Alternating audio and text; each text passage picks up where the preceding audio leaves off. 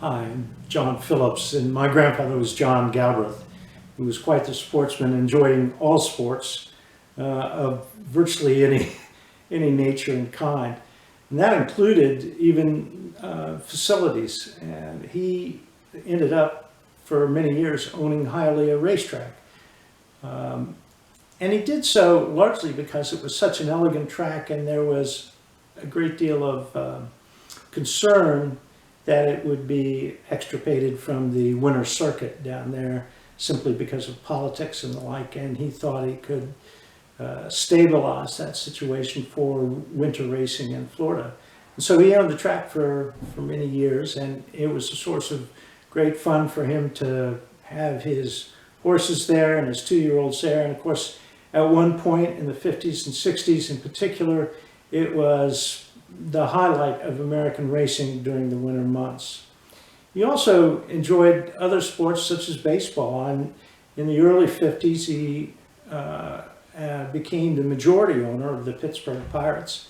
And that was always an interesting story for him and an interesting part of his life. He was a real believer in meritocracy, so your language or your color of your skin was irrelevant to him. Indeed, Branch Rickey was his first hire as a general manager of the Pirates. And he was able to organize teams that won and participated in and won all 3 World Series from his ownership in the early 50s to 1984, when the team was sold by the family. And he made a lot of friends through baseball as well. Bing Crosby, there was a lot of crossover. Bing Crosby, for example, who was a key player in creating Del Mar and was an advocate promoter of Del Mar, also is part owner of the Pittsburgh Pirates with John Galbreath, my grandfather. So there was a lot of carryover, and indeed, in 1975, Bing Crosby came to the Kentucky Derby with John Galbreath and was a frequent fisherman with John Galbreath. So he got along and got around fairly well as a sportsman. Got to know some of the baseball players really well, and indeed, some of the baseball players had a horse, would have horses named for them. Our Captain Willie in 1979 was the MVP of the World Series, and had a horse by the name of Our Captain Willie, who was a stakes winner in New York. Willie Stargell. Willie Stargell, yes. And of course, Roberto Clemente, John's favorite, I think, favorite player of all time was probably Roberto Clemente. And my grandfather named a horse for Roberto that he thought would be pretty good. And in a move of luck, decided he was going to try to win the English Derby with this horse, and literally sent him to England, to Ireland, actually, and then to England to win the English Derby, and he did just that. And the great Roberto Clemente was thrilled with that, although sadly he never got to see Roberto. He was going to come down in the winter of '73, and tragically Roberto Clemente was killed in a humanitarian effort December 31st, 1972. A very, very sad, tragic event, but it showed the grace and humanitarian quality that Roberto Clemente always had. And so for the family to have a horse that was successful not only as a racehorse, but also as a great sire, to honor Roberto Clemente, that was sort of double great fortune, if you will. And the family had a lot of fun with baseball and with horse racing during the 60s and particularly the 70s. Pirates won 2 World Series at that time, and Little Current came along, and Tempest Queen was there for Dorothy Galbreath, my grandmother.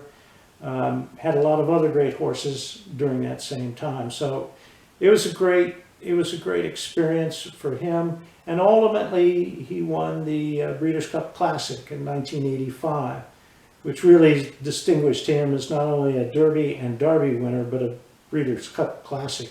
All of those horses being not only owned, but bred and raised by grandfather.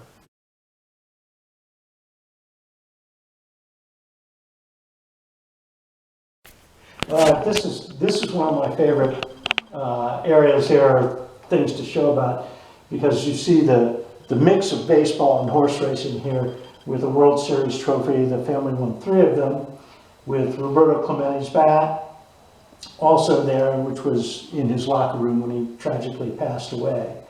And this is the family in 1971 with Roberto having hit a home run in the 7th game in 71, tying up the game score 1-1, which the Pirates ultimately won.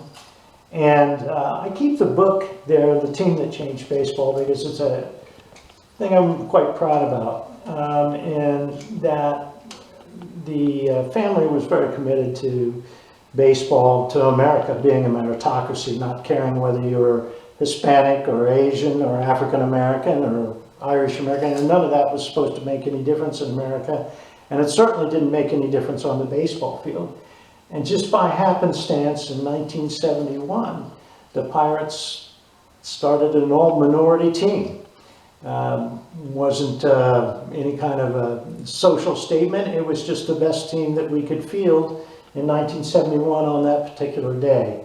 And so the book is about the pirate philosophy, if you will, about just being an American and playing baseball as an American, even if you were from Panama, such as Manny Sanguian. And so that was something that we were very proud about in the family, as it turned out. Although it was not easy in the 60s, there was a lot of criticism of the family because we had that philosophy and America was not as open-minded as it is now. And so these are the various memorabilia. There's a picture of Willie Stargell out there, who had the We Are Family years. He had a horse named after him too, called Our Captain Willie. And then we had a horse named Hail the Pirate, which was quite great. And so it's been a lot of fun over the years. And then this is the World Series trophy from 1971. And we have a lot of hats and paraphernalia there, as you can see. That one baseball bat to the left is Hal Smith's 3-run homer in the 7th game of the 1960 World Series, which really set up the Bill Mazeroski's home run in the bottom of the 9th inning that won it for the Pittsburgh Pirates. And you said you're in this picture here with I'm sort of right behind the cameraman there, cameraman's hand really. And then my father's there, and then closer to Roberto Clemente with the glasses is my uncle. And grandfather there, the very happy gentleman in the hat, and my mother, and my nephew, Squire. Actually, it's my cousin.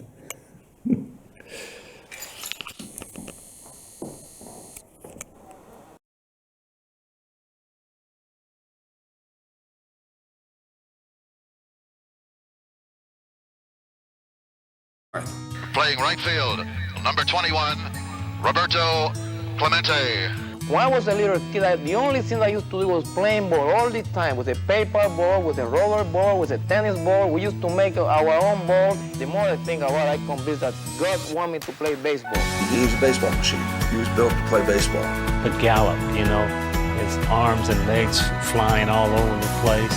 Gallops over, whirl, here's Redmond coming, the throw, and a throw! By any measure, Roberto Clemente was one of the greatest and most distinctive outfielders in baseball history. A lifetime .317 hitter, he played right field with a flair unmatched. And late in the 1972 season, he was on the verge of a milestone. How soon can you get to your 3,000 hit? Well, you never know. If I'm alive, like I said before, you never know because God tells you how long you're going to be here. So you never know what can happen tomorrow.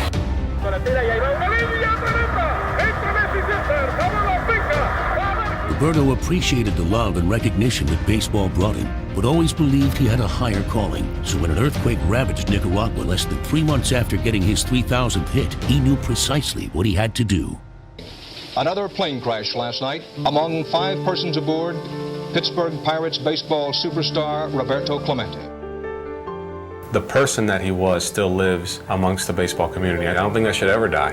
And he took the platform of baseball and became a real humanitarian, hence an award being named in his honor. We have an award which we created to recognize the athletes who would make a particular contribution to our game off the field. We have this year renamed the award the Roberto Clemente Award. With all due respect to the tremendous career that he had, but what he did off the field for me is much more important than who he was as a player.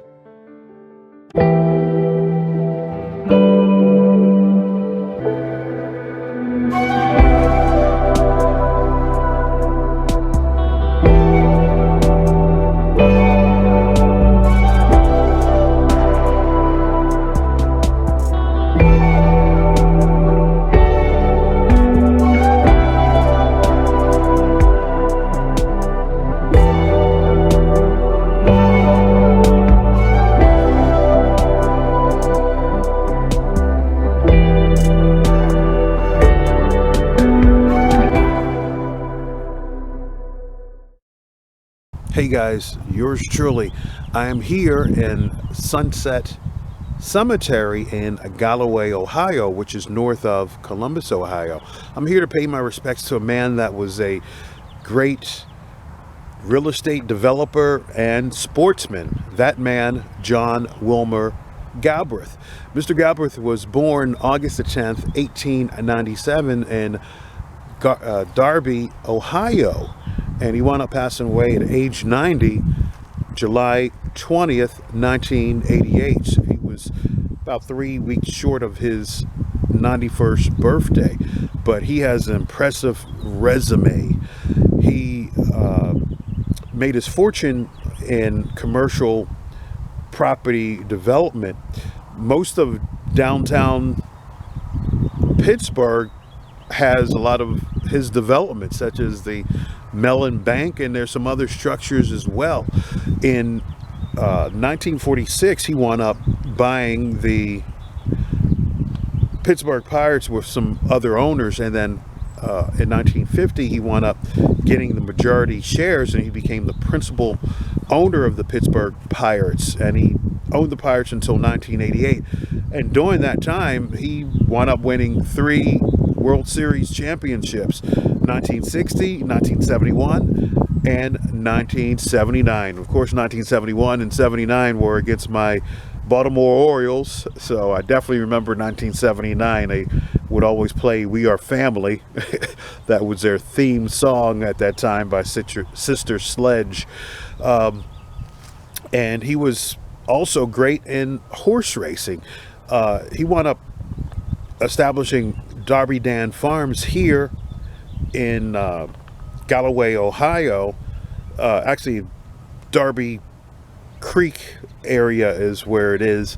That was in 1935, and in 1949 he opened Darby Dan Farm in Lexington, Kentucky. He wound up winning the Kentucky Derby 2 times. He had horse Shadowgay and Proud Clarion, and he wound up winning the Belmont with Shadowgay and Little Current, and he wound up winning the 1974 Preakness with Little Current.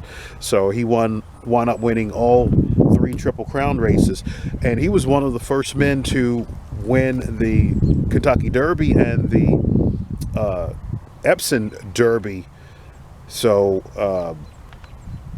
he's got so many great horses. He had a horse, Roberto, that wound up doing that, and he had a lot of different awards that he wound up winning. In 1974 he was the Eclipse Award winner for the Outstanding Breeder. Of course, that was the year that Little Current wound up winning the Preakness and the Belmont, and in 1972 he wound up winning a sports award as well. 2018 he was inducted into the National Racing Hall of Fame in the Pillar of Turf.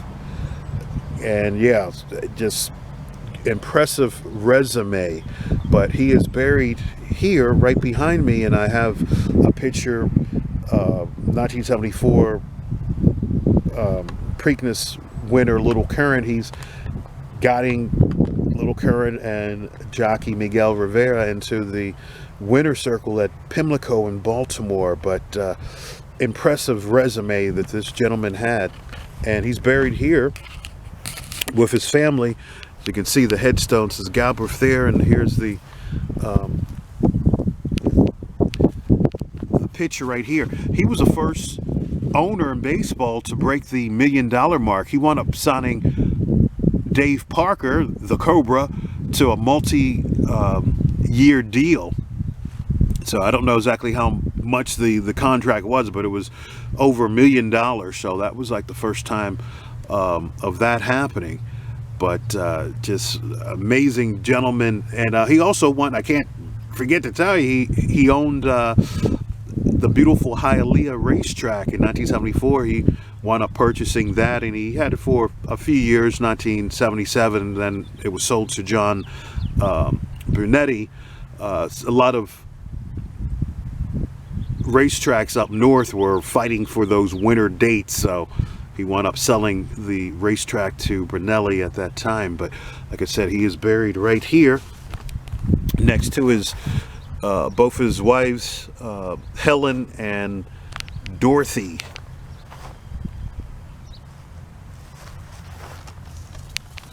If you like this video, please subscribe down below and feel free to leave any comments about John Galbreath.